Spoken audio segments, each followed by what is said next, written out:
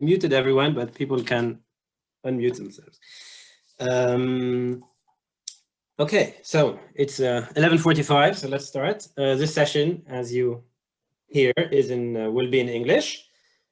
This session on cult and ritual in the Mediterranean Basin during Antiquity is supported by the Haifa Center for Mediterranean History, a research center founded to promote the historical study of the Mediterranean in the University of Haifa.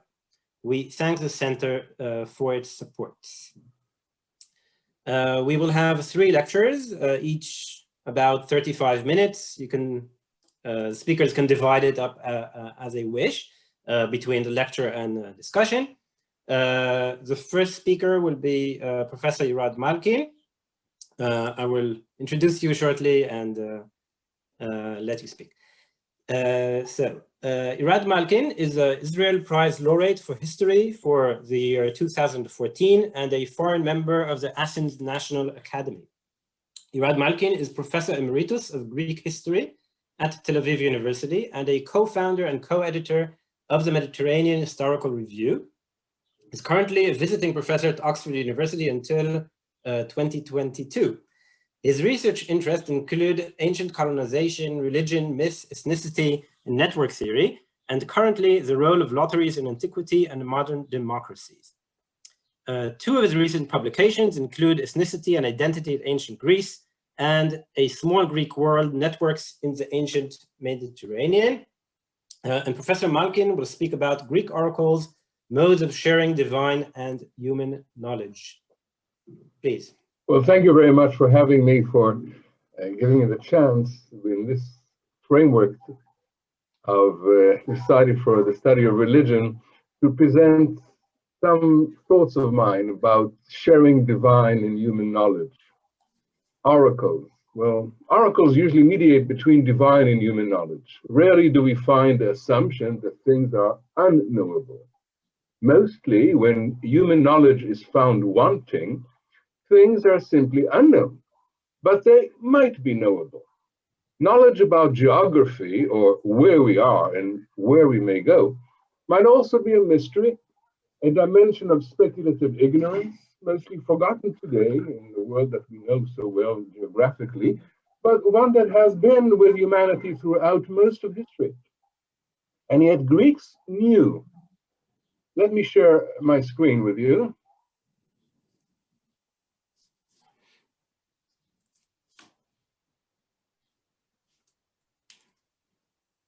This is a map of where you see the green lines are basically where Greeks were residing by around 500 BCE. Southern Italy, Sicily, the Aegean, points on the Black Sea, and Egypt and Cyrene. So within about 2 centuries, Greeks founded close to 400 new city-states. It's about 40% of the entire number of city-states. They were doing that in maritime straits and islands and along the shores of the Black Sea and the Mediterranean. Together with their mother cities and some other 600 city-states, they formed a vast network whose hub was often the Delphic oracle. This is a picture of Apollo's temple at Delphi. Apollo Archegetes, god of colonization, was at the center, linking Western, Eastern, Northern, and Southern Greeks in a web of a small Greek world. Now, how did Greeks know? How did they know where, what places to occupy, or rather, how did they know which point on Earth to select and make it a place? A place, in quotation marks. Because, you know, there are no places. There are no places in the natural world.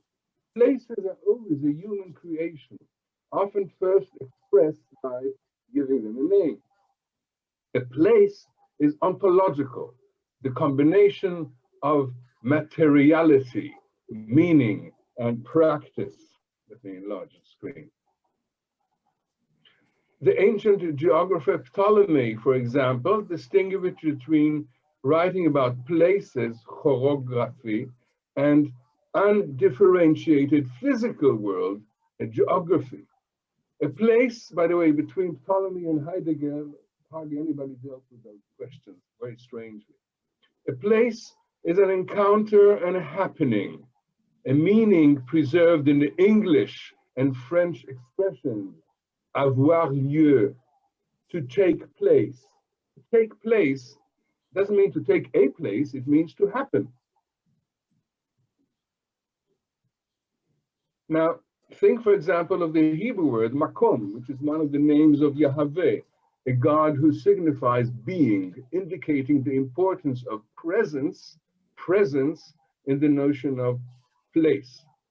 Now, whereas Greeks often extolled localism, their local perspectives necessarily depended on global ones.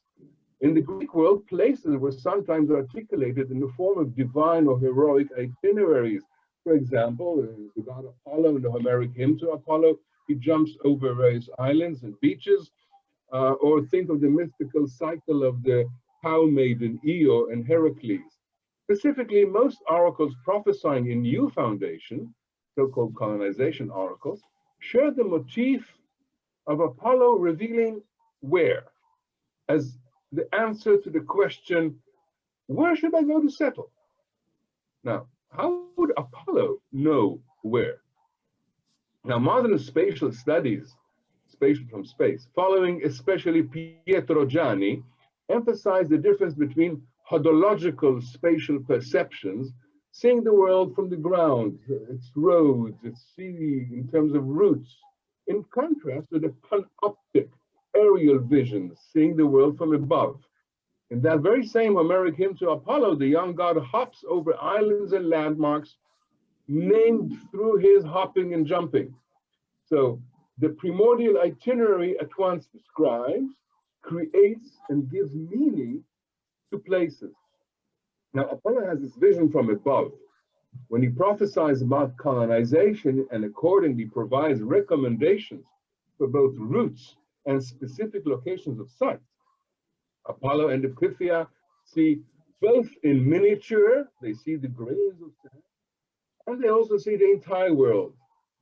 The Pythia has the ability to travel all across space in all directions at once, says Alex Purvis. Prophecy and geography are interlinked in our earliest sources. You know the story of the Argonauts. Idmon, their pilot, was a seer. He was an Argonaut and the pilot of the Argo. I'll share the screen again.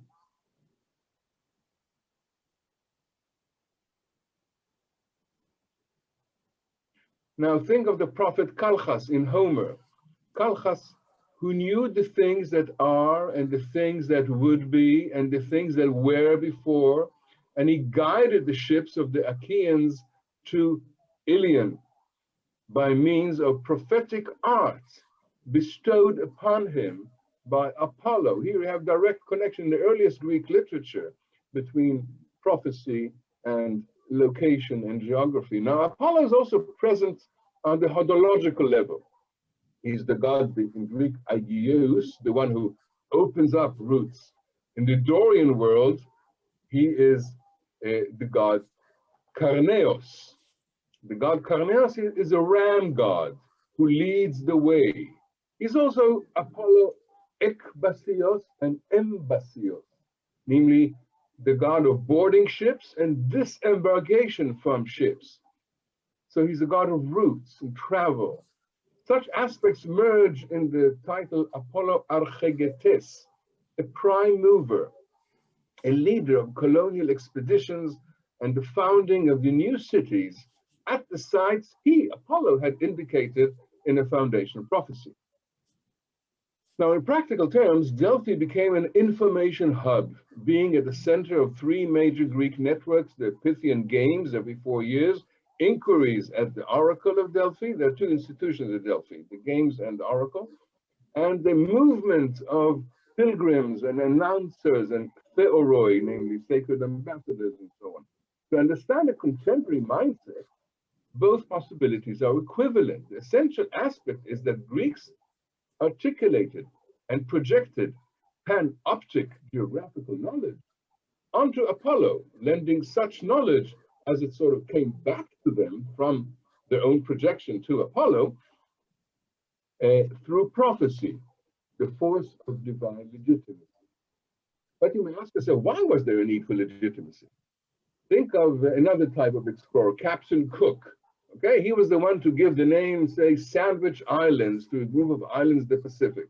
He was also the one, based on his own navigational skills and his own scientific knowledge, not Apollo's, to have led his expedition to Australia with no help from Delphi. The spirit of the modern human explorer, the modern one, proud of discovering new routes and new lands, proud of being the first white person at the site, well, that seems completely alien to Greeks in the archaic period, because itineraries and place names are divinely revealed rather than humanly explored. Greeks much preferred to travel in the wake of their own heroes, such as the Argonaut Odysseus or Heracles, rather than imagine that they were very first to have ever reached at the site. In some wider sense, Greeks were always returning to places their own heroes had been at before.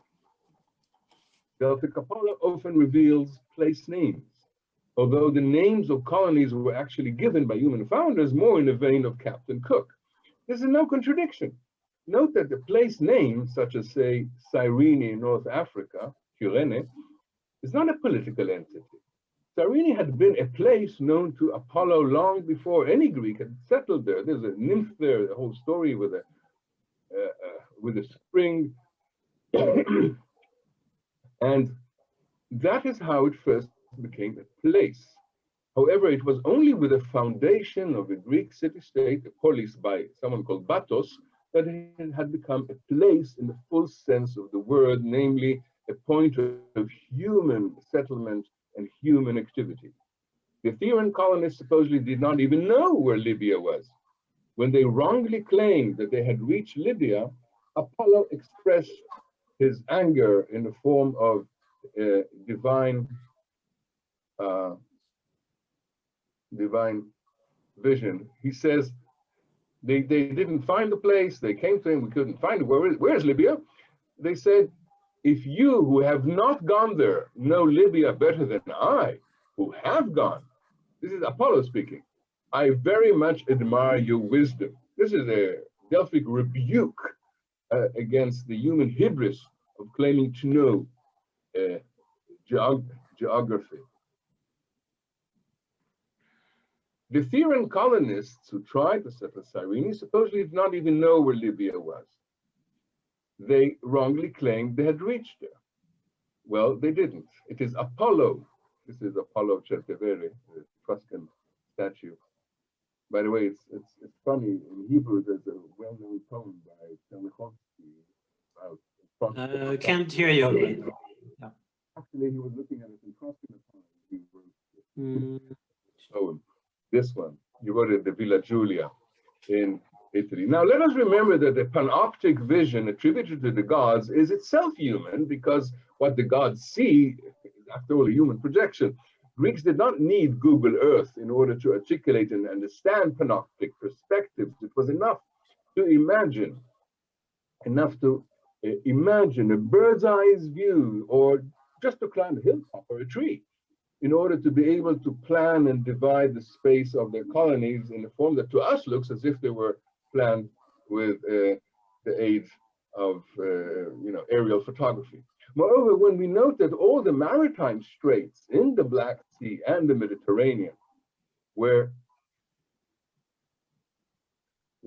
occupied on both sides by the same other city. I'm putting here stars so you can see where the straits are going. Like, for example, Byzantium is Megara on both sides of the straits. It's always the same other city on both sides of the straits. So they clearly had a panoptic vision of the entire Mediterranean and the Black Sea, planning their own sea route. And still, the projection needed to be up and onto Apollo. Now, and yet, the very knowledge of places and their names and the divine order to settle them often implied the need for something more. The validation of their conquest, a kind of legitimizing charter. Thus, we cannot neatly distinguish between, say, scientific knowledge, where is X, and the implied result of that knowledge. namely taking over a place and settling it. The two implied each other with a sanction that was the province of the gods. The foundation oracle to establish Heraclea Pontique around the Black Sea, around the tomb of the Argonaut Idmon, is a rare exception that illustrates the rule. In contrast to Idmon, mythological sighting of ancient heroes in the world of colonies such as Philoctetes, Odysseus, Epeos, Diomedes were curiously peripheral. They were never at the center of the new places people were. Actually, I also find that it's an interesting thing for religious studies to examine. When do people start to translate mythological geography onto concrete topography with sites? So Monte Circeo in Italy, for example, the mountain of the sorceress Circe, Odysseus, right?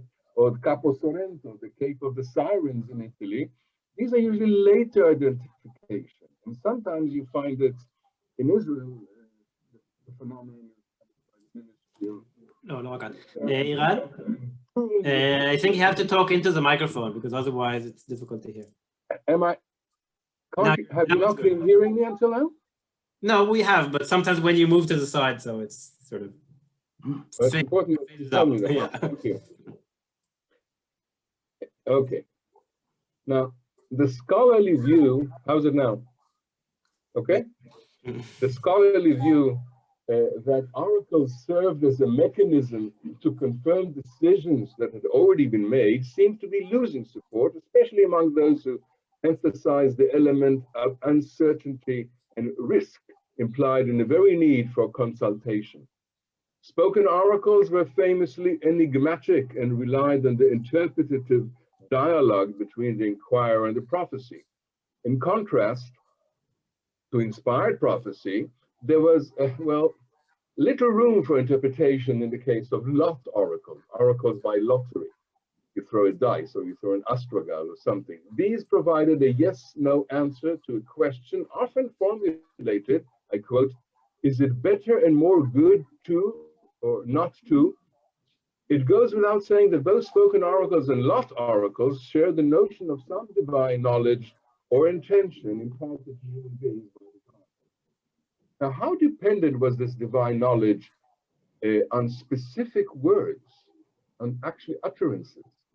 The actual words of an oracular prophecy were important. Oracles of colonization are, some scholars ridicule them as concoctions or post-events, but current scholarship is far more subtle. It recognizes the existence of oral traditions and the circulation of textual prophecy. There is also more emphasis on the interpretative dialogue. Take a colonization example, okay? Having failed to found a permanent colony in Corsica, Kyrnos, in Greek, the Greek Phocaians were advised to understand the foundation oracle differently. They were not supposed to found a colony in Kyrnos, but a shrine to a hero named Kyrnos. It was their mistake, okay? The name Kyrnos was obviously an integral part of a well-known foundation prophecy. So it must have been given before the act of foundation. Otherwise, what's the point of the apology? If not, you can just mix up and manipulate any text. We have quite a few examples of fact. It's again difficult to hear you. Sorry. Okay, I'm trying to, but I'm not very successful with that, I see. Yeah, I just need to get the microphone in front of you, I guess. Okay.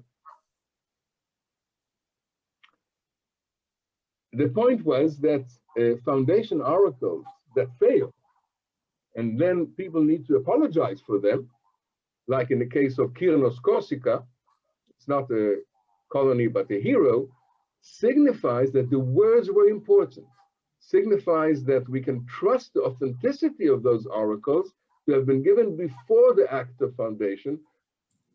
Otherwise, what's the point of the apology? If you can just concoct any text you want, you can just rephrase the text. No, but apparently the words were important. Naming seems to have been a major element in foundation oracles. Apollo's statement about where to settle constituted not just a directive, go there, but also the result of that going, the settlement. When the Spartan Dorieus wished to settle Libya, let me get it again. When the Spartan Dorios wished to settle in Libya, Herodotus says that he never inquired of the oracle at Delphi to what land he should go and establish his settlement, nor did anything else that was customary, but set sail in great anger for Libya with men of Thera to guide him. Now, it is only because Dorios did not follow conventions that we get to hear about it.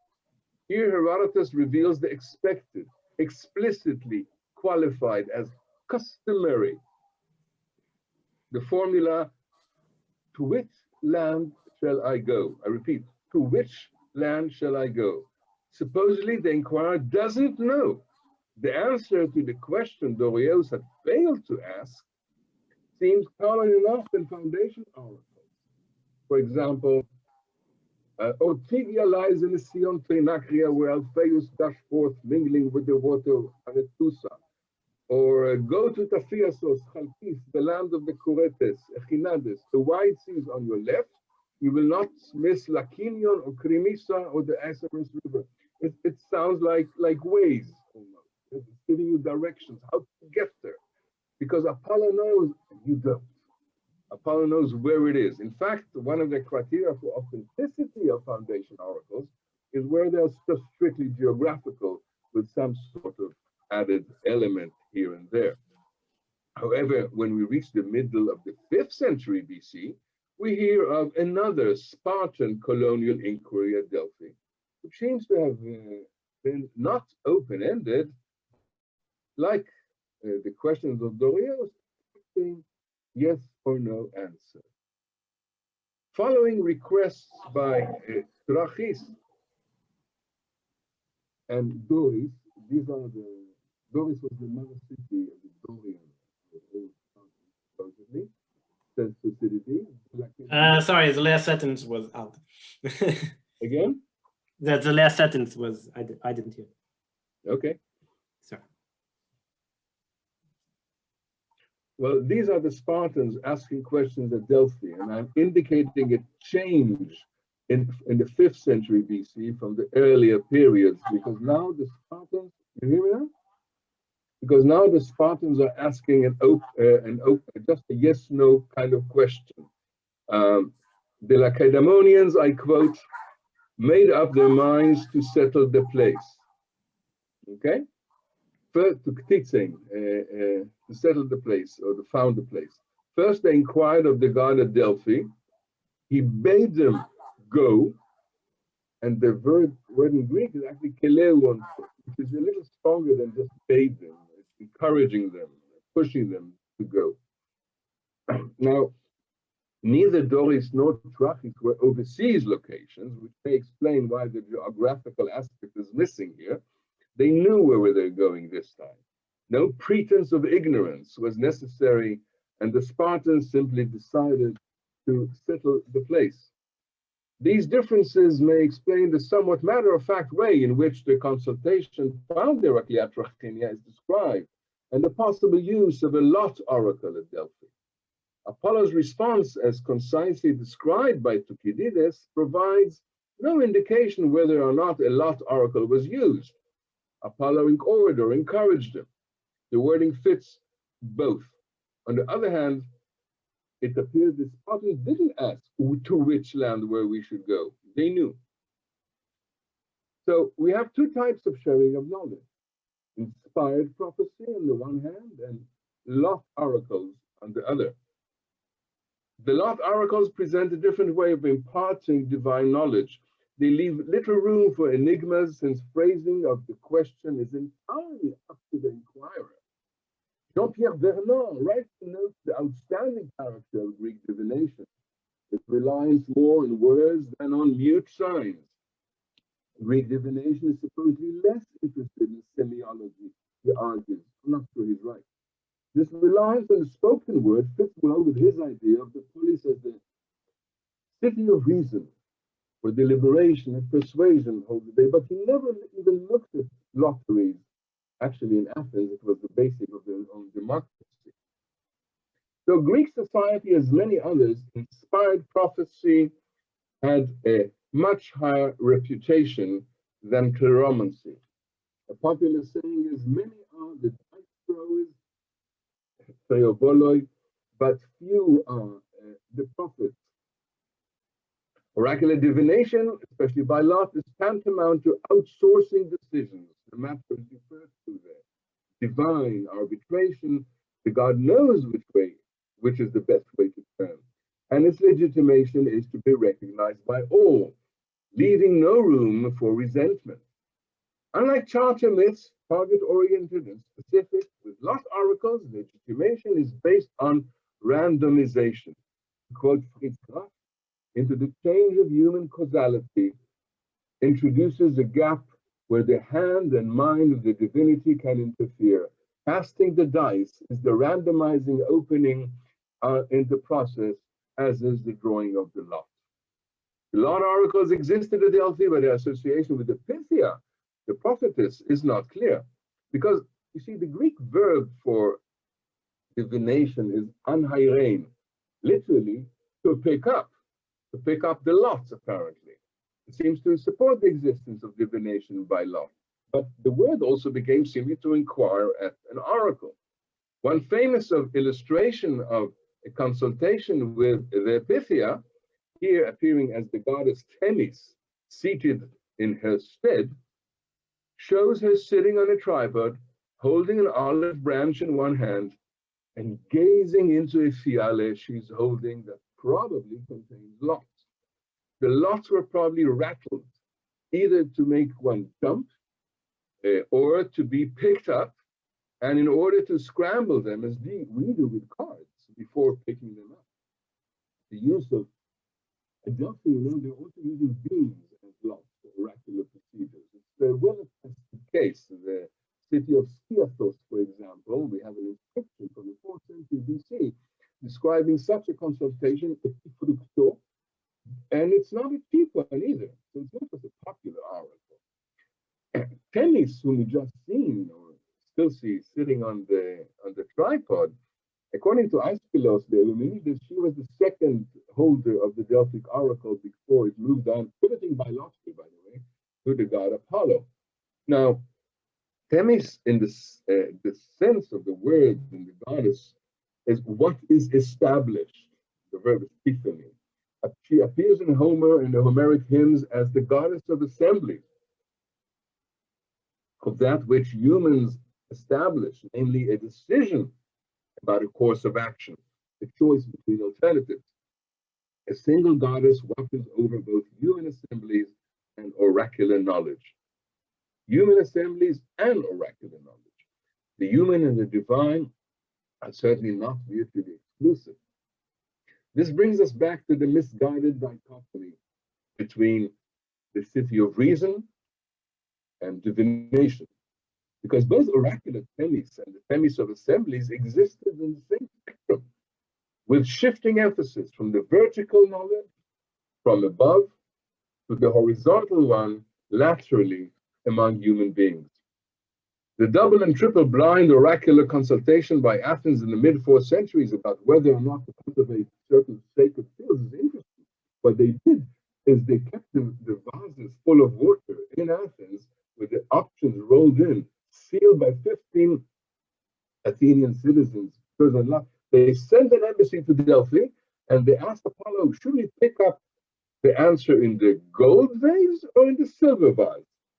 This is to eliminate possible corruption and undue influence. Even at Delphi, they have no idea which lot is in which vase.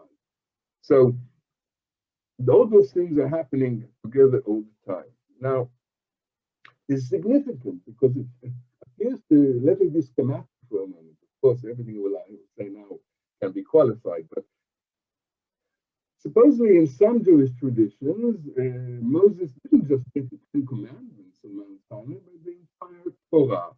And therefore, you eliminate the element of development and time, and you can treat the entire thing as a single corpus.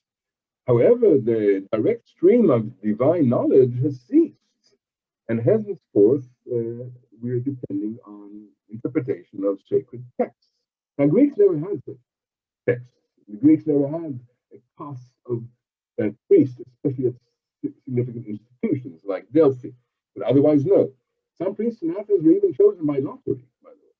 So oracular knowledge, by contrast to revealed religion, keeps the channel open.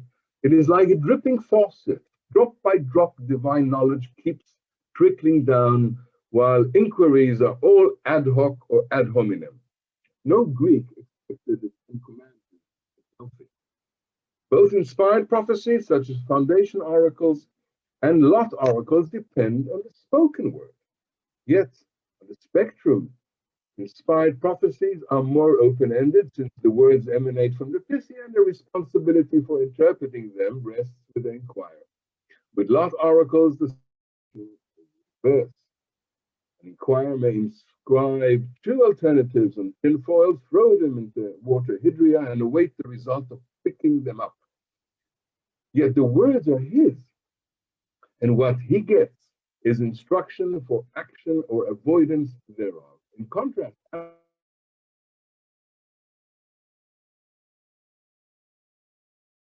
for divine words, the knowledge they impart is supposedly new, because where is Libya? And could not have been pre-written on tinfoil. So lot oracles operate within the constraints of human knowledge and limitations, whereas the revelation of where to settle are the results of Apollo's panoptic vision of geography. So to finish, the use of the lot is certain in the case of a 3rd century person, private person called Ariston. We find his inquiry among 1,400 inquiries, lead tablets discovered at the Oracle of Dodona in northwestern Greece, Oracle of Zeus and Dione. Now this guy, Ariston, approached the lot Oracle of Dodona to ask whether it would be better for him to go and join a colony of Syracuse at a later stage, later presumably in its foundation. Now, Ariston was a settler. He was not a founder of a colony, and for him, geography was not the question. His was a question about personal action. He epitomizes the differences between the two kinds of questions about knowledge when addressed to the gods. They are not diametrically opposed, but exist on a spectrum. Ariston already knew where to settle, and his alternative actions were formulated by him. Archias, the founder of Syracuse, in 733 BCE, in the 8th century BCE, didn't ask that question, but rather asked, where should I go? And where is it? Thank you. Okay, thank you very much. Okay, so we have a few minutes for questions. If someone wants to start, if not, I will, or you can write it also in the chat if you prefer. I think you can open your microphones. Tell me if you can't.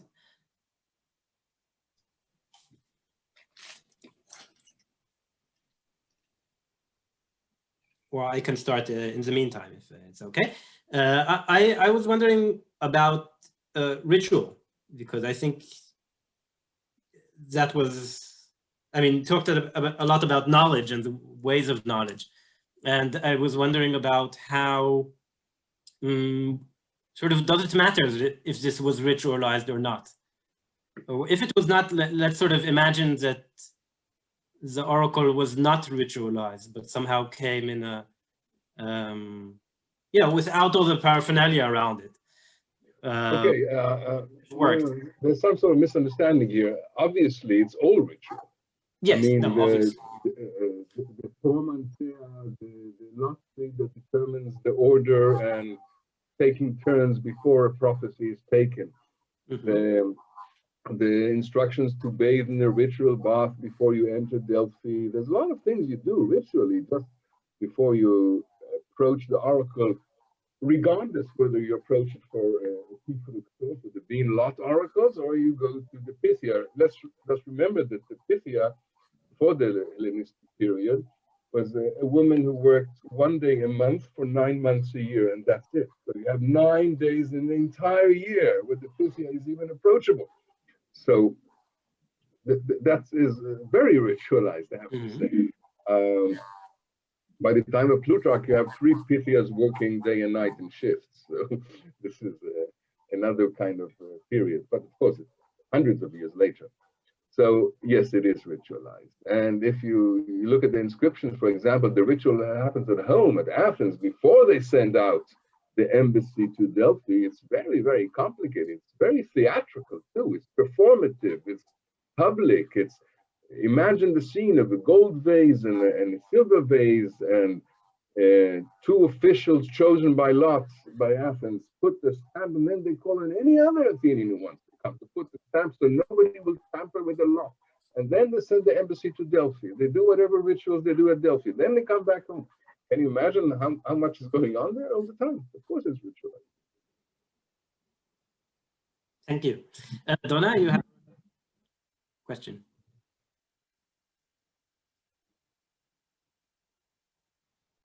I don't know how to go. Okay.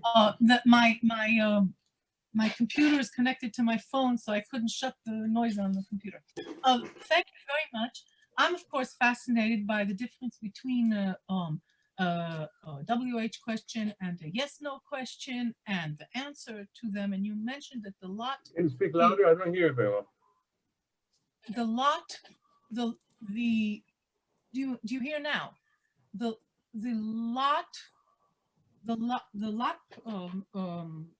oracles are based, you said, if I understood you, on the yes/no answers, a yes/no question with the unequivocal or sort of unequivocal answer. And in one of your slides, you showed a few examples in the text, and that often the answer involved a command. Go here. Do you have a corpus, a textual corpus of these questions and answers? Has someone studied the phraseology of those those kind of yes or no answers, their format? I couldn't go into the details, but even in the case that I just spoke of, we have 2 fragments of ancient historians, Philochoros and Androiton, who paraphrase what happens and then tell us what the god commanded. And this is very curious because it means that the inquiry you, for example, would inscribe in a tin foil gets quoted back to you as if it's the word of the god. So this is the meaning of encouraging them or bidding them to go in that sense. The big difference is, of course, that the phrasing with lot oracles is entirely dependent on the person. What's, by the way, interesting in Dodona is that they discovered it so far discovered 1,400 tin foils. They were all written individually by the persons who were asking the questions. What's an amazing implication for literacy, by the way. And so many of those tin foils were actually erased and reused. So you can double or triple the number of inquiries on for each tin foil. But the basic point is, and maybe that's why they were regarded less prestigious than inspirational prophecies, is because basically people knew what they were doing. I suspect that the famous question, is there anybody wiser than Socrates, in the Apology, answer no, there isn't, is a lot oracle question. It's a classic yes, no question, but we don't have the evidence. But regardless, if it's in the final analysis, however you get the answer is, the source is Apollo, okay? Whether you get it this way or that way. Thank you. And it's anaphoric. The answer is anaphorical, you're saying, if I understood you correctly. Yeah, basically. But of course, if the Pythia says something, they took it more seriously. Thank you. Maybe one more question if we have time, or if not, we can. Okay, so maybe we'll move on to Amir. Thank you very much, Professor Malkin. Again, yes. Okay, so we will, Amir, you are ready? and is it Ready as hell, yes, thank you. ready? Very good. So I will introduce you, and then we can go on. Amir Gilan is a professor of Hittite and Anatolian studies at the Department of Archaeology and Ancient Near Eastern Studies at Tel Aviv University.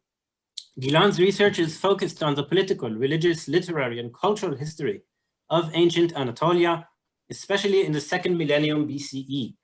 He studies Hittite history, historiography and literature, mythology and religion, discusses the dynamics of cultural contact and the interplay between politics and religion and identities in Hittite magical and ritual practices and other practices.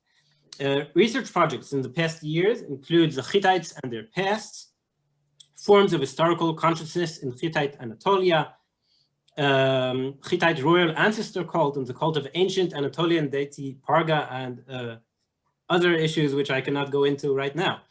A publication from these projects is historical literature from the Old Hittite Kingdom, due to appear in SBL's Writing from Ancient World series.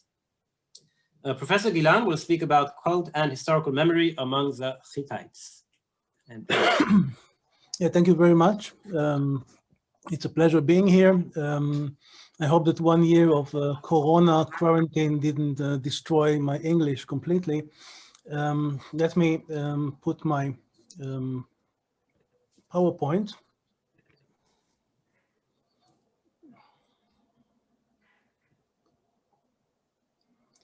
So I hope that you can see the PowerPoint and a little bit of me.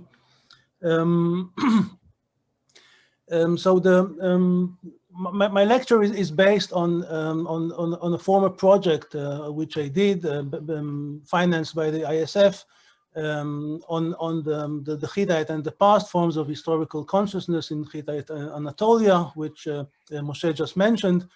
It was the results were published in many places, but this is one of them which is relatively useful. A recent a book by John Baines and others on historical consciousness, which I will cite a little bit later. And the beginning point of my project was the realization, the notion that unlike the contemporaries, unlike Egypt, for example, or unlike Mesopotamia, which were all very, very ancient cultures and were all very, very conscious of the fact that they were ancient cultures spanning over thousands of years. The Hittites, here you can see the famous lion gates in the Hittite capital, Hattusa. The Hittites were relatively a kingdom without a past, or a very, very short past, if we compare it to the neighbors. To give one example, in a very, very famous text, the Telepinu text, which gives an overview of the beginning of the Hittite kingdom, the very, very beginning of the kingdom is depicted to be by a king which is called Labana, which you can see him here. I hope you can see my mouse. And if we look at the king list of Hittite kings, we can see that Labana is up here someplace, and we can see Telepinu here, which is like something like 100 years later than that. So Telepinu imagined or understood the Hittite kingdom to appear only to begin only 100 years before him, which is not very, very long. Of course, when we move on with time, when we reach, for example, the 13th century, the height of the Hittite Empire, of course, by then they could look at a longer and more rich past, distant past.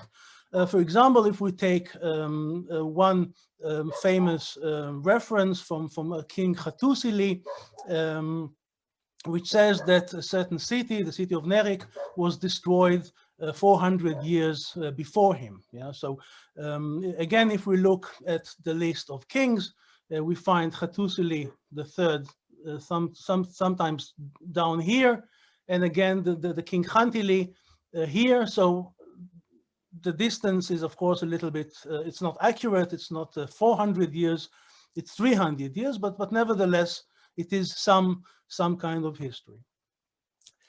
And to cut the long story short, the Hittites did not know much about the distant past, as far as they wrote.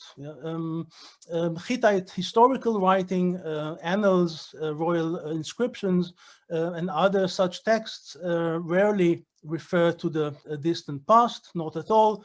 It's most usually contemporary history written for the future.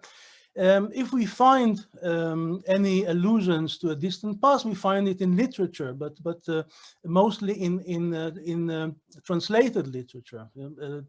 Literature about the kings of Akkad, Mesopotamian literature, Syrian literature, and such. So the Hittites did not know that much about the past, and what I will try to claim here, or to show here, that in Anatolia, the distant past was presented most systematically and not in historical. The main reason for this sporadic knowledge about the past has to do mostly with the spread of writing in ancient Anatolia, or rather the lack of writing in Anatolia. Hittite scholars, scribes were more acquainted with the political history of Syria or of Mesopotamia than they did with the political history of ancient Anatolia, or for that matter of Hattusa itself, simply because they were acquainted with all the literatures that existed, from Mesopotamia or from Syria, whereas in Anatolia they did not write historical texts. They did not write much. One very prominent example is, for example, the question of what the Hittites knew about the city of Kanesh, the ancient city Kanesh. Kultepe, it's the name of the modern site. You can see the city here, and this is the main city. This is the Karum, where the Assyrian merchants were living. This is Karum, Kanesh was the main political center of Anatolia before the rise of the Hittites in the 19th and 18th century. You can see Kanesh here. Sorry. Kanesh itself was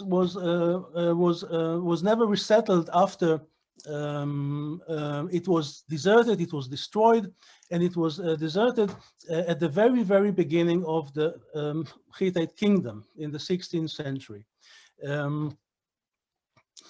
Now, Kanesh is very important for the Hittites who were in Hattusa for many reasons. One of them, and maybe the most important one, is the fact that the Hittites call themselves the men of Hattusa, like they designated themselves politically, but they called the language of the town of Kanesh, the town of Nesha, Nisili or Nesumnili or Nasili.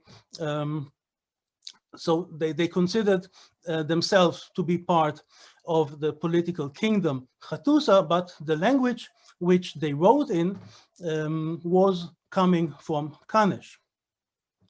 And also, if we look at the material culture, we will see that there's a lot of continuity between artifacts that were found in Kanesh and later the Hittite ones. Of course, I cannot go into detail, but all the artifacts that I'm showing you here, the famous clown shoes, for example, which were worn by the gods, and those ritons, they are all found in Kanesh, but could have been found in Hattusa with no problem. They are very much the same. And as I will claim, and Kanesh is a very good example of that, the Hittites did not know much about Kanesh itself, about its political history. There's of course one famous inscription coming from Kanesh, but it's the only one. But they knew quite a lot about the cult of Kanesh, or imagined that they knew quite a lot about the cult of the gods in Kanesh. One of the reasons that they knew so little about history and so much about cult was the fact that the Hittite wrote mainly in connection with the management of the state cults. And I will cite myself a substantial amount of the text excavated in Hattusa, as well as in various other Hittite towns, relate to the proper practice, administration, and maintenance of the cult, aptly termed by Schwemmer as cult quality assurance management. Numerous Hittite texts of different genres bear witness to what must have been a genuine royal concern for the upkeep of the cult.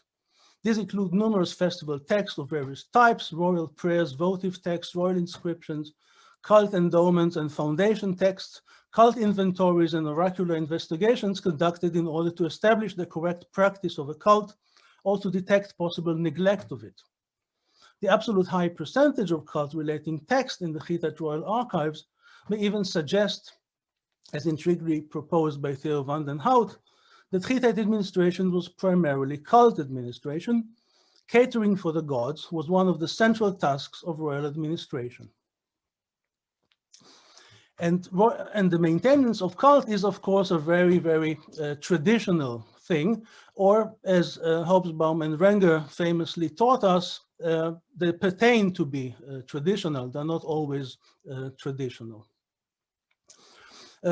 Here's, by the way, the reference for the very, very nice and article by Daniel Schwemmer. But perhaps the most important example for this tradition, keeping of tradition within Hittite cult is the text which you see here, which was written by King Mursili, the empire period King Mursili, and he writes like this. He writes this: when my father, Tudhalia, great king, when my forefather, Tudhalia, ruled something like 5 generations before him, split the deity of the night from the temple of the deity of the night in Kisuvatna and worshipped her separately in a temple in Samucha, those rituals and regulations which he determined in the temple of the deity of the night, certain scribes and the temple personnel, however, began to distort them. I, Mursili, great king, have re-edited them according to the tablets, or to the ancient tablets. So this is one famous example of how to sticking with tradition, being conscious of how things were done in the past. By the way, this is, in my opinion, one of the most fascinating Hittite rituals that exist, or referring to a ritual, a Hittite ritual, which deals with splitting a deity, like we split cells, or like cells split themselves. It's like reduplicating a deity in order to open a new franchise temple for her. Yeah? So you can just double the deity or split it in order to open new temples. Another notion of tradition, which is found in Hittite text, and I could have brought you much more than that, is found in Muwatalli's prayer to the storm god concerning the cult of Kumani in Kisuvatna. And here again, he's referring to any kind of disruption in the cult, and try to and promise to amend it if some mountain or sanctuary, some holy place has been offended, as and pleaded with the storm god, I, my majesty Muwatalli, shall set it right again. Now, those towns that are inhabited and have a Shinapshi sanctuary, they shall be surveyed and shall be set right. And a little bit downward, we can read, if someone has overturned the throne of the storm god or a stela, or if he has blocked a sacred spring, I will set it right again. But what I do not find or discover in a written record, or what a venerable old man does not report to me, clarify this matter to me, O God, in a dream, which is a kind of divination, and we heard quite a lot about this from Irad Malkin earlier.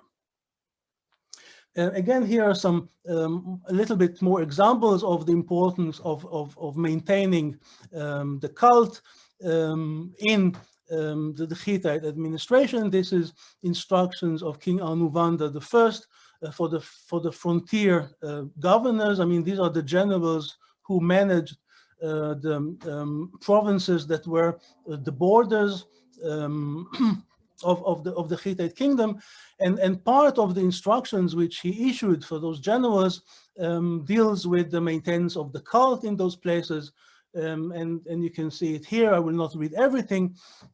Just was one example. Further reverence for the deities shall be maintained. For the storm god, though, reverence shall be firmly established. And if some temple leaks, the governor of the post and the magistrate must repair it, so on and so forth. There's some more here, but I will not get into it. Citing Rupke, Otto, and others, religion, as we have seen, it provides ample opportunities to encounter, interact, or to imagine the past, presenting a plethora of narrative and non-narrative alternatives to historiography and literature. And what I will show now are some more examples of how was that happening in Hittite Anatolia. The first place to look at is what we are calling the royal ancestor cult. These are lists of kings and queens, yeah, of the dynasty, of the Hittite dynasty, and even the earlier scholars on Hittite history, Emil Forer here, for example, in 1926 was the first. He recognized immediately that these lists are actually the best source that we have for the reconstruction of the Hittite dynasty. So when we look here at the list of Hittite kings, as we see them here, a big part of it, especially in the earlier phases of scholarship, was based on the lists of kings which received cult offerings. This is the publication, the first publication of them, and you can see the name of the kings here in different texts, in different contexts, and you can see that the Hittite kings are listed here as couples. This is a very interesting phenomenon that the Hittites considered their king actually as a royal couple, more than as a single male king. Yeah, so we have Labana and Kadushi, Musili and Kali. Pimpira and Chutzia are just princesses, so they were not married. Chantili and his wife, Amuna and his wife, and so forth. And we have different versions of that, and it continues, yeah, from the very early kings, Labana, yeah, that we've seen earlier, to the very last ones, almost the last ones. Now, of course, this is the publication. This is not how the text look like. This is how the text look like, and from this you can see that they are actually very laconic. Yeah, to Labana, 1 bovine, 1 sheep. To Kadusi, likewise 1 bovine, 1 sheep, and etc. etc. It became more interesting 20 or so years ago when scholars began to identify the context in which the cultic and ritual context in which some of those offering sequences were taking place. And one of them, a very famous one, was taking place within the Great Autumn Festival. The Hittite had 2 great festivals in springtime and in autumn time. Both of them were very long festivals presided by the king and the royal family, which took something like 40 or 45 days each. And in one of those days, we have this sequence of offerings that were taking place. You don't have to know much about, you don't have to know much Hittite in order to understand what's happening here. You can just see that there's a table which is made of wicker work, yeah, and dedicated to a certain king or a certain queen, yeah, and so forth, yeah. So they open a table, a wicker work table, and name it an ancient king, yeah, and they open another a table, wicker work table, and they call it a queen, yeah. So we have a very, very long sequence of offerings, of opening tables for 44 kings and queens and princes. So we have here, as you can see, yeah, almost the same list as was produced later on by scholars of all the kings and queens known to those scribes, yeah, from the very, very early kingdom. Why do I show garlic? I show garlic because apparently what was served on those tables for the ancestor kings, or tables which represented the ancestor kings, was garlic. But don't ask me why. Maybe you may have a nice idea why serve garlic to in the ancestor cult. But what's more important for us, the offering lists constituted a historical scaffold, a framework spanning from the earliest phases of the Old Kingdom to the Empire period, on which historical figures and events could be found. So this was the framework of knowing which king was where. It was not done in historical text, it was not done in literature, it was done in the cult. Another famous sequence of offerings, this time by the queen, is very much similar to that. Again, this time it is within the Great Spring Festival. And here we can see that the queen sacrifices to several statues of sun goddesses. Of Arina, this is the main female deity of the pantheon, which were dedicated by earlier queens. So there's like 6 or 7 of them. So we can imagine some kind of a room within the temple where all those statues dedicated by earlier queens is there, and the present queen is offering them. Another kind of historical-minded sequence of offerings involves the veneration of images of deceased kings, but this time this is not something that was done to all kings or all known kings. This is something that was done to a very, very selected few kings. And we can find again this sequence of offerings within the spring festival, the Antachshum spring festival, in the temple of the storm god. And we can find in the storm god several entities that belong, that goes with the storm god, his bowls, the mountains Namni and Chatzi, Mount Safon, various cult objects of the storm god, but also we have statues of the deceased kings among them. And the interesting thing is that these are a very, very fine selection of Hittite kings. We have the Hattusili, which is the founder of the Old Kingdom. We have Tutchalia, which is the founder of the New Kingdom. And we have Suppiluliuma, the great conqueror, who conquered all of Syria and actually made the great empire of the 13th century. So if you would ask any Hittitologist what are the most important 3 kings in Hittite history, he would precisely say that. Yeah? He would say Hattusili, Tutchalia, and Suppiluliuma. And apparently the Hittites understood that already in one way or another. Here you can see Hattusili here, you can see Tutchalia here, and you can see Suppiluliuma here. Yeah. This is, by the way, Tutchalia the first, and this is also a stele that received offerings in a small temple in the upper city. This is probably Tutchalia the first, and the building was dedicated to him by Tutchalia the fourth, so his namesake. Other gods that received offerings in this very same list are gods that represent towns that do not exist anymore, or did not exist at the time that they received offerings.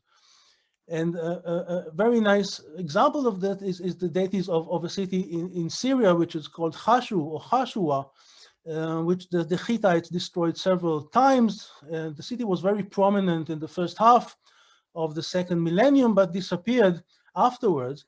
But nevertheless, the gods continued to receive offerings in the temple in Hattusa.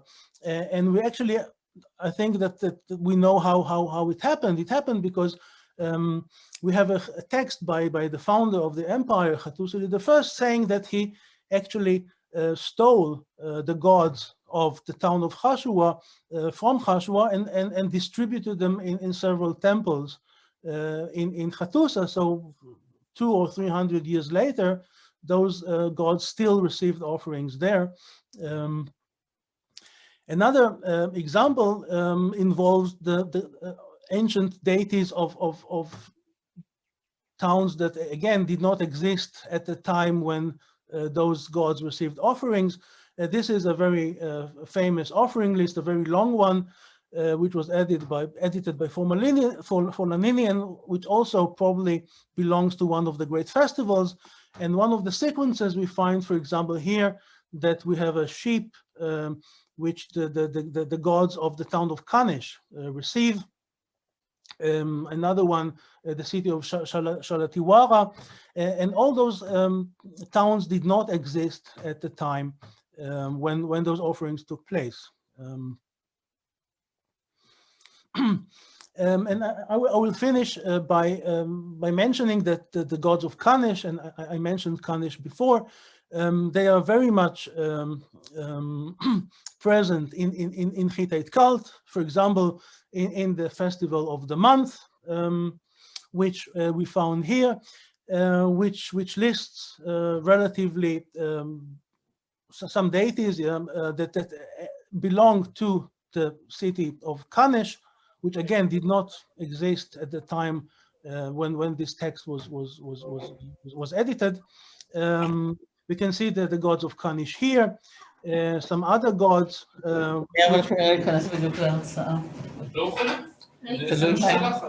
אז תשים לי פה, לא, זה הרצאה שאני צריכה להיות...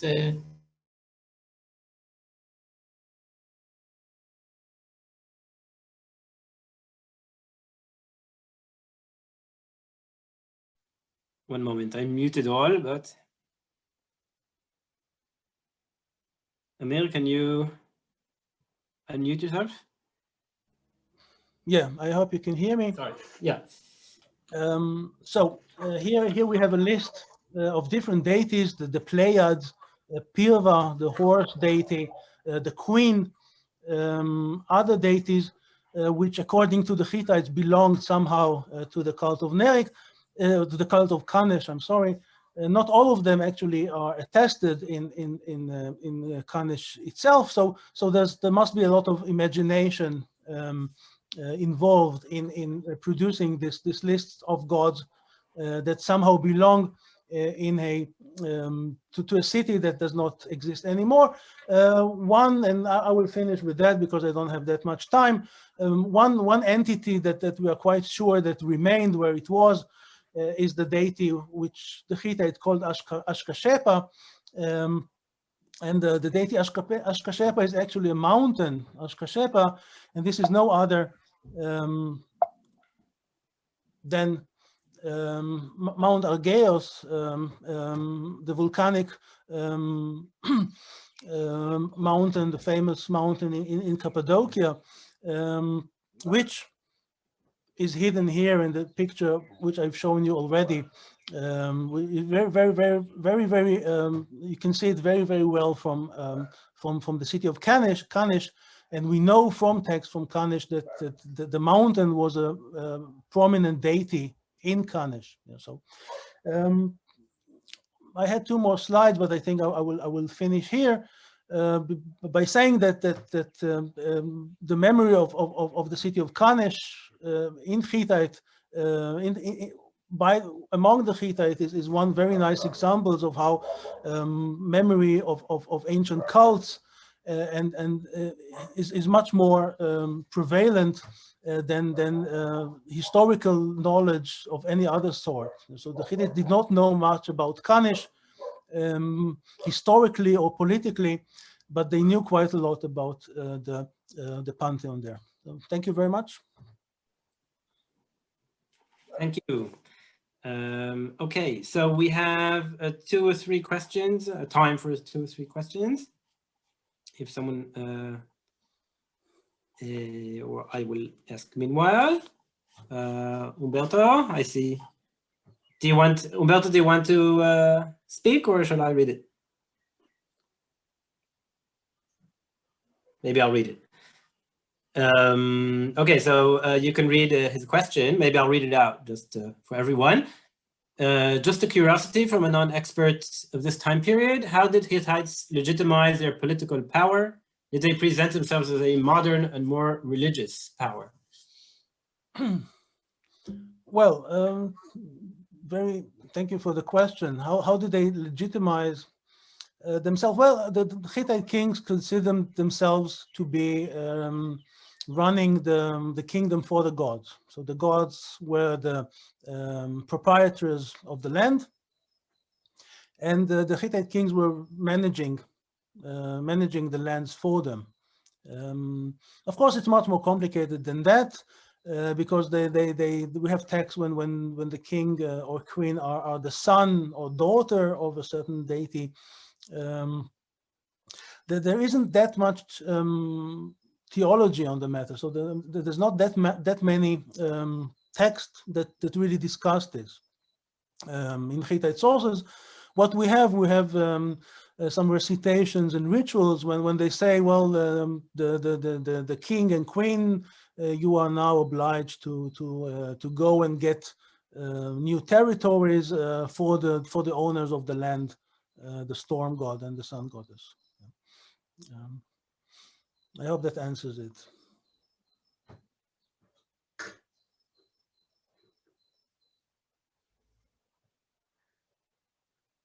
Oh, I'm muted. I just have a question. I was sort of comparing in my mind to the Roman Empire, the Roman cult of the emperors. And there also we have offerings to the emperors, but at least, for example, on certain calendars, we will have a full calendar of sacrifices to the emperors, but it will be on their birthdays. So there's a kind of historical memory of when their birthday was, and also individuality of each emperor as a person who had a birthday. So I was wondering if this historical memory is the Hittite historical memory, is it similar in that, or that it can actually be sort of totally anyone at any time? I mean, do we know from the text when these people actually lived, or is it just out there? Well, we don't know. I mean, we know from the text. I mean, of course, but we know it because. No, did they know? I mean, yes. Yeah. What they did know, what they knew, it's of course a different matter, and I think that mostly of what they knew was those lists that I was showing. There's not that much else. Of course, in the later Hittite period, in the later Hittite Empire, there's also genealogies. So there's like a 3 or 4 generation genealogies. This is what they knew. So I guess, I mean, as far as we know, as far as the material that was excavated show, the only place where you could look up where a certain King Huntili was to look at one of those ritual texts. Whether they were used for that, this is another matter. Or put it another way, maybe the cult sequences were another question, which I think is related to that, is how those cult sequences were written. Yeah? I mean, does it represent a certain institution where all those Hittite kings were? I mean, they were not buried; they were cremated. Yeah, but there were jars containing the remains of the cremation. So does this list represent what was in this institution, or was it edited according to historical sources? So we don't really know how they came up with this sequence, but the sequence is all we have. Yeah. Okay, thank you. Okay, I think we have to move on to our third speaker, Assi Meshullam, and I will introduce. Assi Meshullam is a visual artist. Oh, sorry. Before that, thank you again. I did not. Thank you very much. Yes. Assi Meshullam is a visual artist and the head of Department of Fine Arts at the University of Haifa. Meshullam holds a BA in archaeology and a master's in biblical studies. He came to the study of the Bible following his artistic preoccupation with themes like ritual, myth, and the history of Jewish religion. In his MA thesis, he studied the rich iconography of the Phoenician dedicated stelae from various Tophet sites scattered in the Mediterranean basin, in which young children appear to have been sacrificed to the gods. In his lecture, Meshullam will talk about the connection between the Phoenician sacrificial rite and the evidence of the Molek rites that appears in various places within the Bible, mostly as part of the warnings delivered by the Hebrew prophets. And we already have the title. Please. Thank you, Moshe. Do you see my presentation? Yes. Yes. Great. Okay. Well, thank you very much, and thank you for having me. It's really an honor to be here and to speak to you. I'm a common mister among all the professors. I'm going to talk today about a certain aspect of my MA thesis, guided by Professor Irad Gilboa from University of Haifa, who is present here, and Dr. Daniel Kahn, which deals with the correlations between the biblical Molek rituals and the custom of child sacrifice within the Western Phoenician societies of the Mediterranean Basin.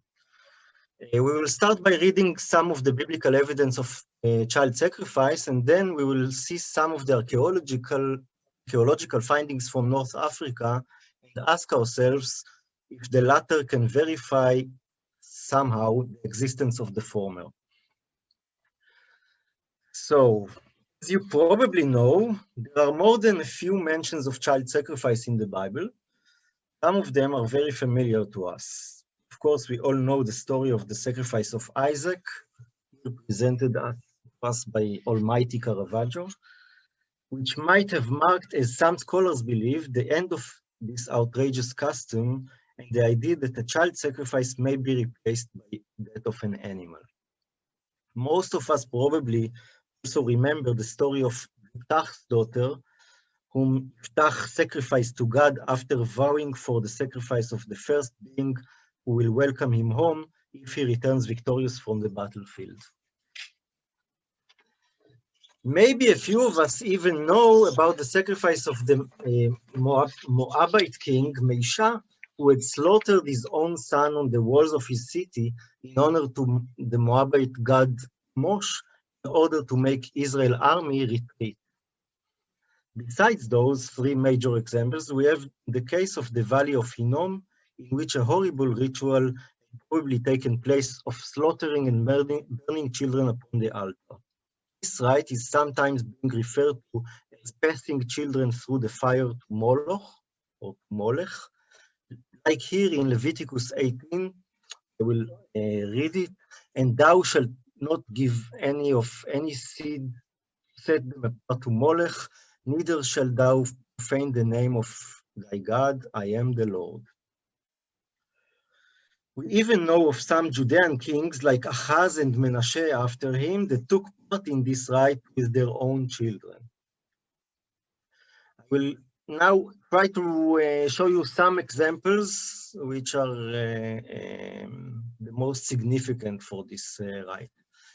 This is from Kings 2, and he defiled Tophet, which is in the valley of the son of Hinnom, that no man might make his son or his daughter to pass through the fire to Molek.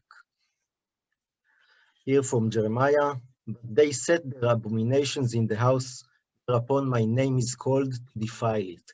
And they built the high places of Baal, which are in the valley of the son of Hinnom, to set apart their sons and their daughters unto Molek, which I commanded them not, neither came it into my mind they should do this abomination, to cause Judah to sin.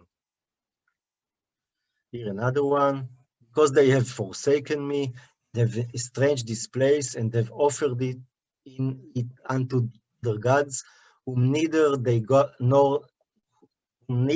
nor their fathers have known, nor the kings of Judah, and have filled this place with the blood of innocent, and have built the high places of Baal to burn their sons in the fire for burnt offerings unto Baal, which I commanded not, nor spoke it, neither came it into my mind. Therefore, behold, the days come, saith the Lord, this place shall no more be called Tophet, nor the valley of the son of Hinnom, but the valley of slaughter. And another one from Chronicles, he walked in the ways of the kings of Israel and made also molten images for the Baalim. Moreover, he offered in the valley of Hinom, of the son of Hinom, and burnt his children in the fire, according to the abominations of the heathen, whom the Lord cast out before the children of Israel. Now, there is not a single evidence, not archaeological and nor historical, outside of the Bible, of course, that proves that these rites have been taking place and were actually more than just biblical propaganda. In the case of military or war-related rituals mentioned, like the one of Meisha and Iftach, we have these two Egyptian reliefs which show a sort of a ritual. You can see the conquer of Ashkelon, of the city of Ashkelon by the Egyptian army. And you can see a certain ritual is happening here on the walls of the city. And we can see two children, two probably dead children, are thrown as part of this ceremony from the walls of the city. Here and in this one also. We can see an adult that is getting thrown, that is fallen off the walls, and here there is a child that is thrown off the walls and some kind of, in the middle of some kind of a ritual. That's it. No other evidence for something even close to burning children or killing them for the sake of ritual. We do, of course, have the command to sanctify every firstborn to God from Exodus 13, which is something that Jewish still do till this day. Of course, there is also a difference between war stress-related ceremony of killing children in order to save the great community and the passing over the children to the hands of a god referred by as Molek. In a festival-like ceremony with trumpets and drums, as you can see here in this 19th century illustration, which was done by with an inspiration from very old rabbinical writings about this very ritual, from something like the 9th century. Now, I would like you to meet Francois Icard and Paul Gillet, two gentlemen from the Tunisian government and police. They were two lovers of antiquities and archaeology that used to purchase from time to time some very interesting monuments that came to their way in the antiquities market, and contained some very intriguing symbols and sometimes interesting inscriptions in the old Phoenician alphabet, as you can see here, for example. One day they came upon this stele, which is not a very large monument, but you can see it has some inscribed motifs, visual motifs. We can see here this upside down crescent and two fish and those decorations. And here a figure of something like a priest, some man that looks like a Phoenician priest, which carries a small child in his hand. So after being proposed to buy this stele, decided to follow the guy that was selling it and finally find the origin of these mysterious monuments. They indeed caught him on the spot, digging out of the dirt another monument, and decided to purchase the whole territory and start digging it themselves, of course, under the supervision and the advice of professional archaeologists. It was in the 1920s. What they have found was astonishing. It was a whole area, like a field, full with thousands of stone monuments, together with thousands of urns containing cremated bones of small children and sometimes animals like goats, sheep, etc. Of course, at the beginning, they couldn't know that they are dealing with small children's bones. And I actually deliver you the very shortened version of things. But this came out to be the largest burial field of cremated babies, with not even one adult. All are children of few months old. Right next to the Phoenician city of Carthage, here, this is the area they purchased, and this is the burial field, okay, right next to the Punic or Phoenician city of Carthage in North Tunisia, which was a major political and military force that ruled all over this area for many hundreds of years. You can see here, this is an illustration of the city. Here is this site, which will be soon called the Prophet by scholars after the biblical prophet from Valley of Hinom. And you can see, this is the map here. All of these are Phoenician colonies. We speak about Phoenicians that originated here from our area and were colonizing all around the Mediterranean. And besides Carthage, a few other fields like this were found in what is called by Josephine Quinn, the Phoenichologist Josephine Quinn, the Tophet Circle. You can see here is the Tophet of Carthage. We have some more, I think, 10 Tophet sites like this that are only for the burials of small children, cremated small children.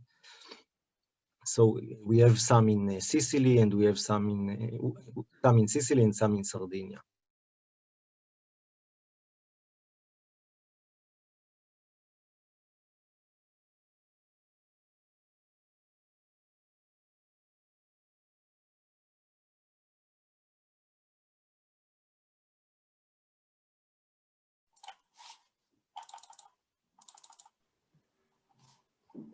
נראה שאסי קפא. כן, כן.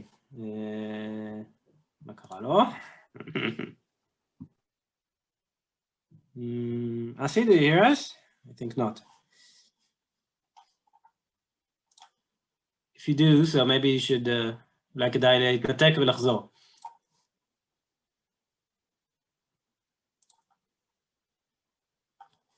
רגע.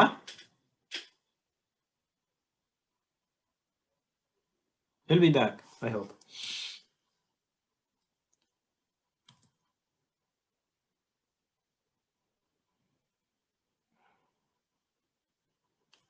Yeah.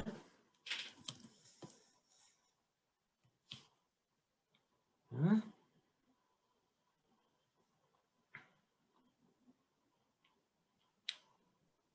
אולי תתקשר אליו, אולי הוא לא יודע. יכול לכתוב לו, אבל... שי, יש לנו במקרה מספר או משהו כזה?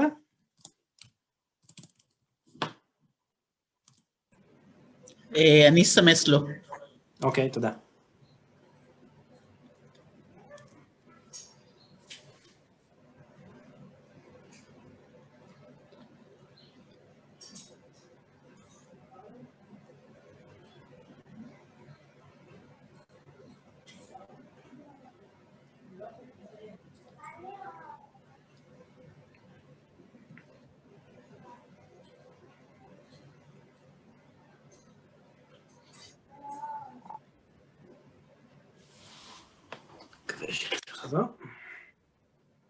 רגע, אני אצלצל אליו, כן, משהו. הוא התחבר? לא שומע. רק שנייה. לא כל אחד רואה וואטסאפים באמצע ההרצאה. כן. עדיף להתקשר עם ישר. נושא.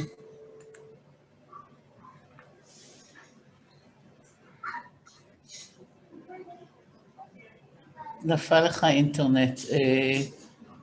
איפה אתה? אתה יכול לעשות הוטספוט? אתה יכול לעשות מהטלפון שלך הוטספוט?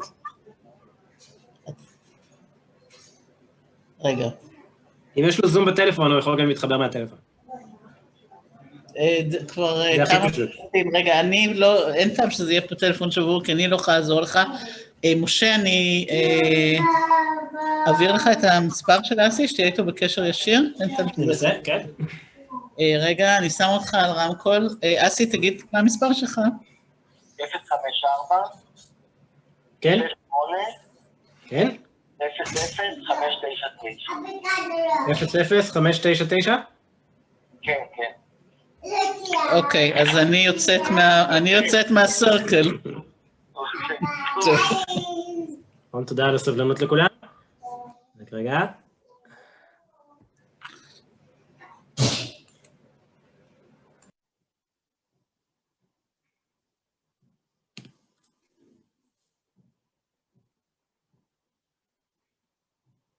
היי, אסי? יש לך זום בטלפון? אז זה הפתרון הכי טוב לדעתי. תיכנס מהטלפון ותדבר. אז בלי מצגת. טוב, זה נראה לי הדבר הטוב ביותר, אלא אם אתה רוצה דקה לנסות. אוקיי, סבבה, ואם לא. טוב, תודה. טוב, ביי. טוב, הוא ינסה דקה, ואם לא, אז דרך הטלפון. פשוט הוא מאוד רוצה להראות את המצגת. זה נכון. צדקת? נגיד לו את זה.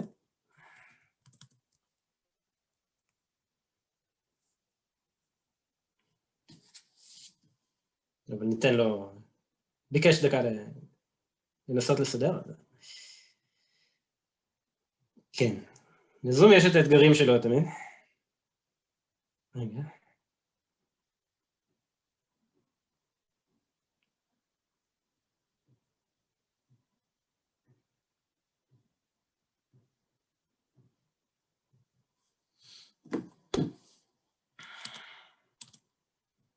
קורה משהו? לא.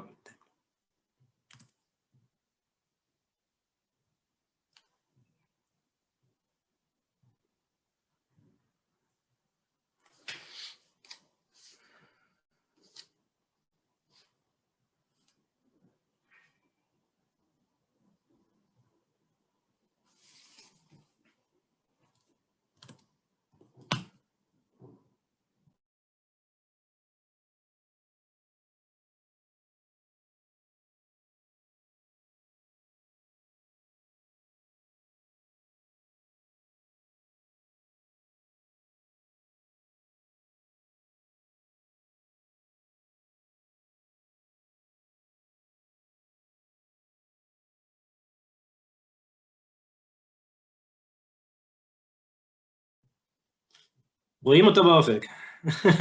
שנייה. טאטאם. אוקיי, רואים אותך פה. שנייה. תקבל לי טוב. Okay, I'm so sorry. I didn't notice even I pinged. So I'm resharing the screen. Moshe, you need to enable me the לאשר אותך מחדש. sharing. רגע. I'm very sorry. Here, your co-host. Corona. Okay, so this is the stratigraphy of the Prophet of Carthage. You can see that it was a right that was active for several hundreds of years, and every time they were burying the cremated bones of the infants within the urns and cover it with a certain stele, with different kinds of designs, a lot of visual motifs such as this, okay? There are a lot of motifs that repeat one another. Some of them are we find in the site by the hundreds, like this shape of something that looks like a woman, or the woman sign from public toilets of today, which will be called by scholars the sign of Tanit. And you can see that this figure here is holding something that researchers call it the Kaduki, or the Caduceus, which is the Staff of Hermes. There are a lot of versions. I think there is no one stele that repeats another one. There are thousands of stelae found in the site. All of them, or most of them, are filled with visual motifs and with inscriptions, and as we will see soon. No one stele looks like another, okay? So it's a lot of versions of the same pattern. And you can see here in this slide, some stelae that are made very professionally, artistically, and some look like a do-it-yourself mode. Yes, so I get from this that this rite of sacrificing children was something that was crossing, you know, the poor and the rich were both had to do this custom. Here you can see another version of this Tanit sign. Just a second. And another one. These three signs, the Tanit, the caduceus, and the hand, are the most common signs of those stelae.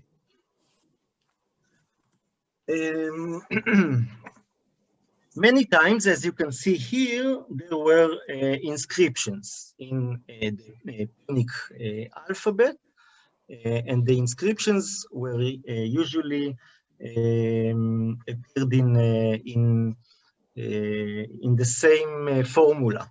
Okay, the inscriptions were dedicative, and in all cases. Okay. The inscriptions were dedicative, and in all cases, they were slightly different version of the same pattern. It was dedicated to two gods, as we will see in a minute, a goddess named Tanit or Tinit, and the god Baal Hamon. It was mentioned that this inscription and sacrifice were made as a payment for a vow that the dedicator has made and have been held by the gods. I'm going to show you some examples of these inscriptions in 1 minute, but first I want to show you another interesting findings that were in this site. They found a lot of female figurines, such as this lady with something that looks like a disc or a drum in her hands. A lot of these terrifying masks with this chilling smile. They were small masks. They're made of clay, of terracotta, and they are in the size of a children's head, not the size of an adult. And even a figurine of Benjamin Netanyahu was found within the area. This is an example for one of the inscriptions, which unfortunately, for some reason, apparently you see it as a, okay. I will read it with you. The translation to English is mine. Okay, so maybe there will be some notes that I would want to add while reading. The lady to Tanit Pnei Baal. Pnei Baal is an epithet that Tanit was always had in those inscriptions. It means the face of Baal, Tanit, the face of Baal. And to the Lord, to Baal Hamon, which Himilkot, son of Abd Melkart, son of Abd Shmun, vowed, for he has heard his voice and blessed him. This is the regular formula, which shows us that there was some kind of a vow that the God has heard and blessed, and the offering is given as an answer for this blessing. What is interesting here is that the gods Tanit and Baal appears on almost every stele, but they almost never appear as part of the private names that are written, that are mentioned in the inscriptions themselves. As you can see here, Abd Melkart, Abd Eshmun, Eshmun and Melkart are Phoenician gods that we know. Tanit is a very rare component in private names. I want to mention that if we take another look at the Molek evidence on the Bible, we can see that as for Jeremiah, for example, reminds that the sacrifices were taken for Baal. Okay, they built the high places of Baal to pass their children to Molek. Okay, and about this Molek thing, we are going to talk soon to try to understand what is this. What does it mean? Here's another one. And to the Lord Baal Hamon, which Abd Eshmun, son of Bod Melkart, vowed, for he has heard his voice. And here you can see the two neat signs on the sides of the stele set up on some thefts. I think we have about 5 minutes, so let's try to. Okay, sorry. Here another one. Okay, so I will do it like this. I will just emphasize some very important notes that are related to our. You can see a term that we know from the Bible, of course, the Peter, okay?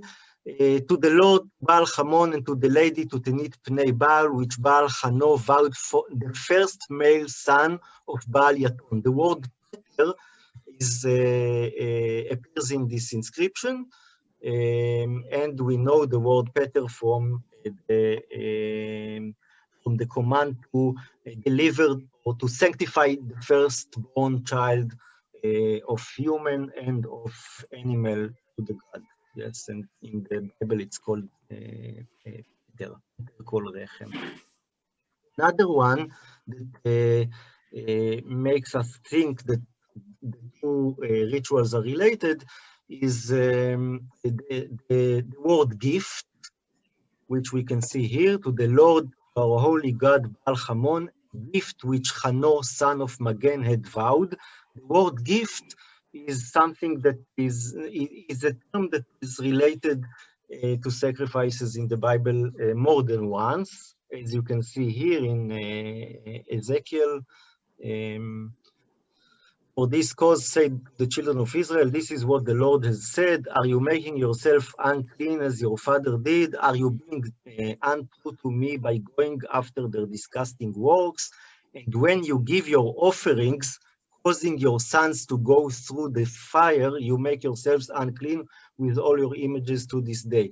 The word offerings in Hebrew is, in this case, is matnoteichem. Matna is a word for sacrifice. Another important thing is the word Molek or Molek that appears on the inscriptions. For example, here, to the Lord, to Baal Hamon, and to the lady, to Tanit Pnei Baal, vow which Hamilkat, son of Bodashtar, son of Naval, vowed, Molk Adam, the flesh of their daughter, for he has heard his voice and blessed him. The word Molk Adam appears, the word Molk or Molek or Melek. Some scholars, usually until the 1930s, scholars thought that it means as an honorable name or as a nickname, an epithet to Baal, but it appeared that the word Molk, which appears also as Molk Amar or Molk Baal in those inscriptions, means that Molk is a kind of a ritual and not a certain deity or entity, okay? So as you can see here, yes, the Lord Baal Hamon, Molk Adam, a vow that Baal Pado had vowed, son of Magen. Molk Adam is probably a name for the sacrifice of a human being. How do we know that this is actually a name for the kind of ritual and not for the god itself? We know the word Molk Amar, the term Molk Amar appears on the Tarif of Marseille that was originated probably in Carthage, which shows a list like very similar to the list that we saw in the previous lecture, a list of sacrifices. And the word Molk Amar appears there as a sacrifice of a lamb. Okay, that's how scholars have reached the conclusion that Molk or Molek is a kind of a ritual, a certain ritual. So what we think, and this German theologian Otto Eisfeld has come to the conclusion or suggested the conclusion that Molech from the Bible is actually not a certain god or an entity, but a name for this certain kind of ritual of sacrificing children to the Lord, the god Baal. And it was a very shortened version of my lecture because of an internet unexpected problem, but I think, I hope I succeeded to deliver the main point. Okay, thank you very much. Thank you. I'm sorry again. No problem. I think everyone is, used and aware to these problems that happen a lot. But maybe just if someone question or clarification or discussion, we maybe have time for one question. I want to ask a question. I just wanted to know if there are any external sources that refer to this. I mean, for instance, in Roman sources at the time where the Phoenicians were their chief enemy, do they refer to, oh, these Phoenicians, they're in Carthage, they're doing, they're sacrificing their children and something? Do we yes, have? of course. There are a few Greek and Roman sources that speaks about those customs, but within the debate, if the children were actually sacrificed or just buried as some kind of other custom, the historical sources from Romans and Greeks are sometimes dealt with sort of suspicion because of the propaganda and the foreign interests. But I think that after you read all those inscriptions and you understand that something related to a vow was being done here, even if they didn't kill the children, the bodies of the children were I think, undoubtedly sanctified or given to the gods, to those two gods.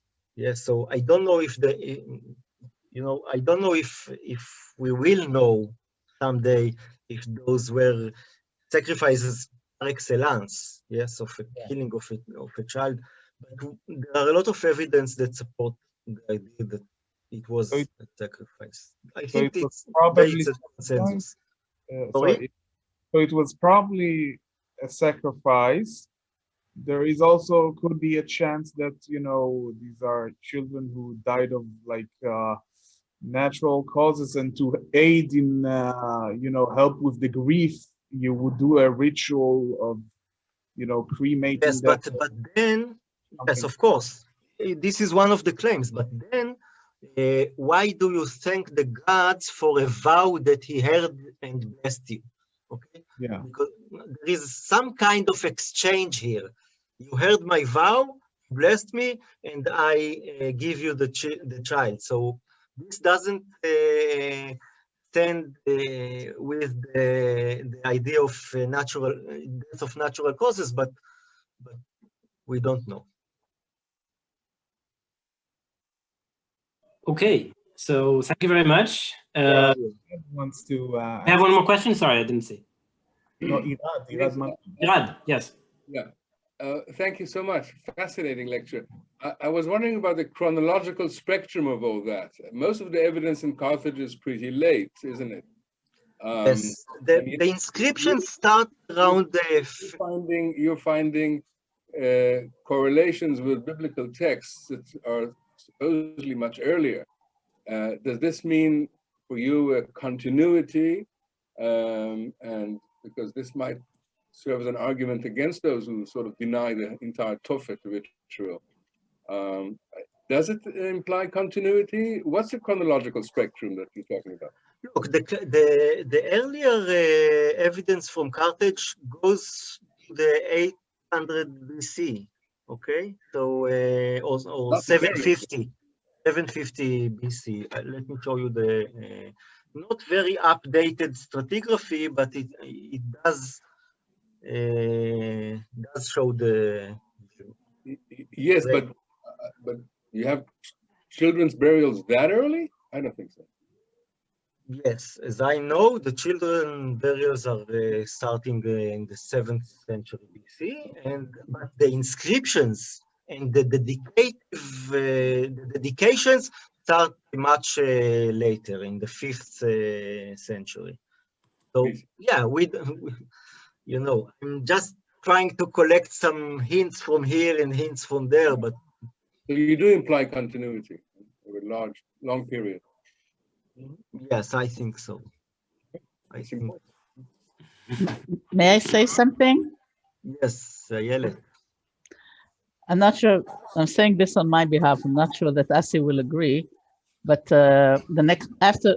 following your question, the question that should be asked is when were those biblical texts written?